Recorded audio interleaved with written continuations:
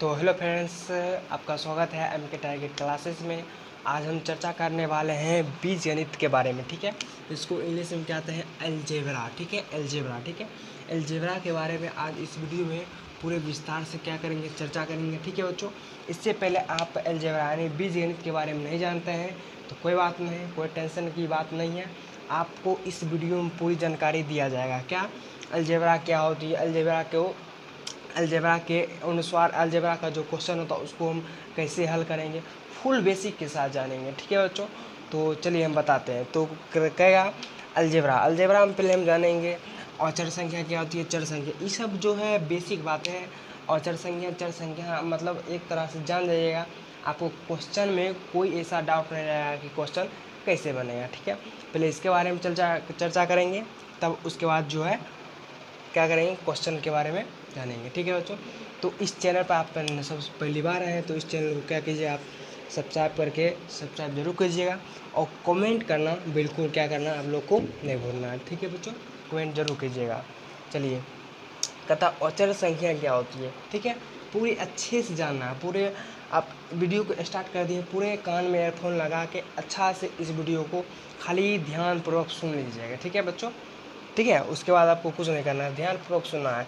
कहता औचर संख्या क्या कहते हैं, औचर संख्या क्या होती है, क्या कहते हैं, वैसी संख्या जिसका मान क्या होता है नहीं बदलता। डायरेक्ट आपको ध्यान देना है, वैसी संख्या जिसका जो मान होता है वह नहीं बदलता है, डायरेक्ट उसे क्या कहते हैं, औचर संख्या कहते हैं। ठीक है, जैसे में हो जाएगा 1 2 3 4 5, इसी तरह से क्या होता है, इसका मान जो है फिक्स रहता है। ठीक है, क्या रहता है, फिक्स रहता है। औचर संख्या में क्या होता है, मान जो है क्या औचर संख्या नहीं बदलता, यानी जो है बदल भी नहीं करता है। जैसे 4 रहेगा 4 ही रहेगा, 5 रहेगा तो 5 ही रहेगा, इतना तक रहता है। ठीक है, नंबर 2 में कहता है चर संख्या किसे कहते हैं, वैसी संख्या, इसमें जो है वैसी संख्या जिसका मान बदलता है, यानी इसमें चर संख्या में क्या होगा, इसमें हमेशा क्या होगा, मान बदलते रहेगा। ठीक है, जैसे हम एग्जाम्पल दिए a, b, x, y। ठीक है, इस प्रकार से एग्जाम्पल है, मतलब इसका जो मान होगा हरदम क्या होगा, चेंजिंग होते रहेगा, नहीं बदलते रहेगा। किसमें, चर संख्या में। चलिए हो गए।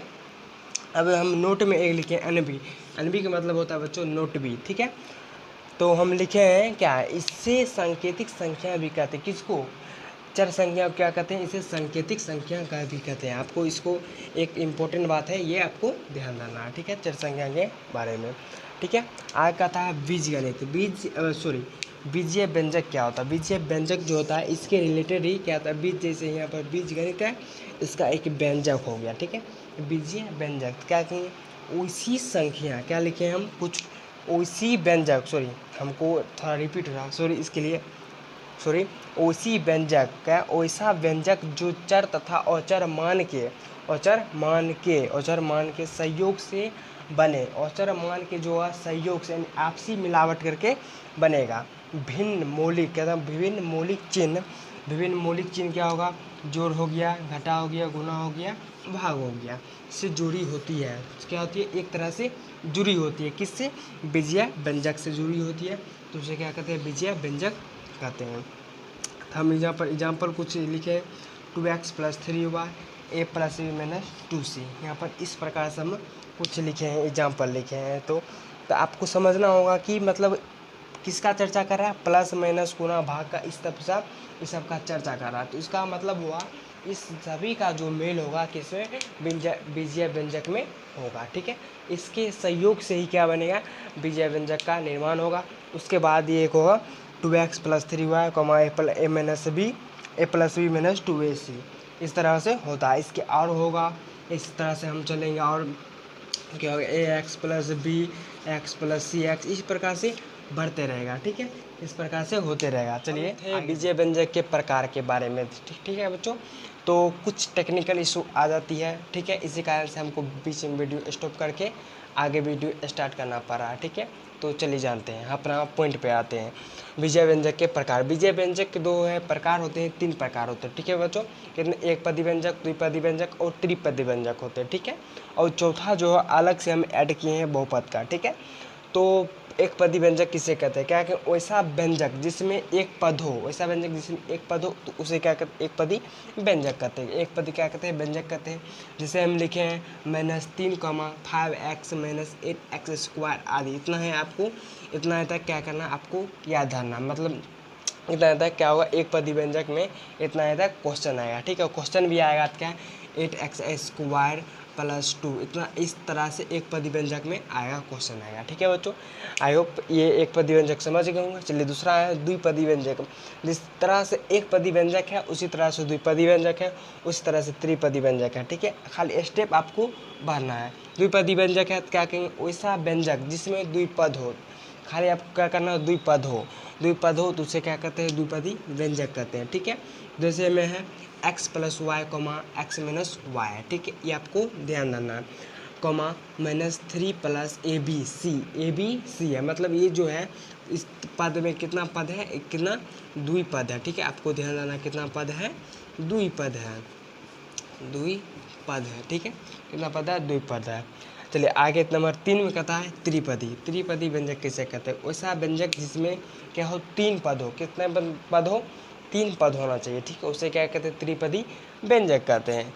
तो जैसे हम लिखे हैं 3 + x - y, आपको ये देखकर ही लग रहा होगा इसमें कितना पद है, इसमें पद जो है, पद की संख्या कितना है, 3 है, ठीक है। नंबर एक पदी व्यंजक से समझ रहे होंगे और त्रिपदी व्यंजक से समझ रहे होंगे, इसमें कितना पद है, 3 पद है, ठीक है। ये आपको ये कॉमन सेंस से भी पता लगता है, वैसे हम बता देते हैं इसमें कितना पद है, 3 पद है, ओके। कॉमा a² + bx² - 2 है, ठीक है, इसमें भी कितना पद है, 3 पद है। इस तरह से आपको क्वेश्चन भी आता है, ठीक है। a² + b² - 2ab बराबर वाट, इस तरह से क्वेश्चन आता है, ठीक है। इतना हो गया, 3 पदी तक हो गया। नंबर 4 में कहता है बहुपद। यानी बहुपद क्या होता है, क्या कहेंगे, जिसमें बहुत सारा क्या होना चाहिए, पद होना चाहिए, ठीक है, उसे क्या कहते हैं, बहुपद कहते हैं। इस तरह से हम बचपन से पढ़ते आ चुके हैं, ठीक है, इस तरह से जानते हैं। तो क्या कहते हैं, एक पदी, द्विपदी, त्रिपदी आदि पदों के मिलने, कहता है, सॉरी इधर आ जाते हैं, कहता है एक पदी, द्विपदी, त्रिपदी आदि पदों के मिले के बहुपद को क्या कहते हैं, सॉरी बच्चों, को बहुपद कहते हैं, को क्या कहते हैं, बहुपद कहते हैं। मतलब जो ही सारा एक पद से लेकर 3 पद क्या होगा, ऐड हो जाएगा, ठीक है, किसी में बहुपद में ऐड हो जाएगा तो उसको क्या कहते हैं, बहुपद कहते हैं, ठीक है। तो इसका एग्जाम्पल भी कैसे जानेंगे, एक पद से लेकर 3 पद को इसमें क्या करेंगे, बहुपद में ऐड करेंगे, क्या हो जाएगा, 3x² + 5x + 7, ठीक है, ये क्या हो गया, बहुपद हो गया, ठीक है बच्चों। क्लास 9 का चैप्टर नंबर 2 पढ़े होंगे, आपको बहुत अच्छे से समझ में आएगा यहाँ पर, ठीक है। आगे है 2x² + 5 है, ठीक है, 2x² प्लस कितना है, 5 है। इसके एग्जाम्पल से आपको क्या करना है, बहुपद का एग्जाम्पल ध्यान देना, ओके। नंबर 5 में कहता है एक घातीय समीकरण। आप कहता है एक घातीय समीकरण, आप कहिएगा यहाँ पे द्विघातीय समीकरण भी होगा, त्रिघातीय समीकरण भी होगा, नो, क्या होगा, इसका जवाब होगा नहीं। मतलब एक घातीय समीकरण के बारे में तक ही हम क्या करेंगे, चर्चा करेंगे, और एक घातीय समीकरण पर ही आधारित पर ही क्वेश्चन आता है, द्विघात त्रिघात पे उतना आता नहीं है, ठीक है। आता है उतना नॉर्मली, उतना क्वेश्चन हमको खाली बनाना है, ठीक है। एक घातीय समीकरण क्या कहते, एक घात वाले समीकरण को एक घातीय समीकरण कहते हैं, एक घात वाले समीकरण को एक घातीय समीकरण कहते हैं।